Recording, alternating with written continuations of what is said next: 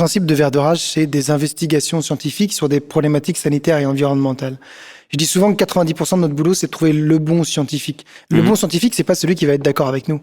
C'est celui qui va être reconnu par la communauté scientifique comme l'un des meilleurs experts de son domaine et qui va accepter d'avoir un peu le courage de prendre la parole dans les médias. Pourquoi c'est intéressant ? La preuve scientifique, elle établit le dialogue. Vous avez parfois, sur des situations environnementales et sanitaires, des usines qui vont dire on pollue pas du tout. Des militants qui disent tous les cancers sont dus à cette usine. La preuve scientifique, elle va vous apporter une sorte de troisième voie, de chemin factuel sur lequel on peut commencer à discuter et commencer aussi à regarder. Et surtout, avec la preuve scientifique, vous emmenez tout le monde. Moi, l'une de mes plus grandes fiertés dans Vert de Rage, c'est que j'ai pu rencontrer des citoyens qui n'étaient pas du tout pro-environnement, pas du tout avec une fibre écologique, mais qu'on a rencontrés au début de notre enquête. Et on leur a montré la pollution qui était liée à l'industrie qui était autour d'eux, en l'occurrence les polluants éternels à Lyon.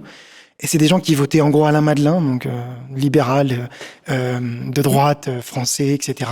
Vraiment pas du tout spécialement intéressés par l'environnement et qui après, face à nos résultats, sont devenus peut-être plus radicaux de n'importe quel militant Greenpeace.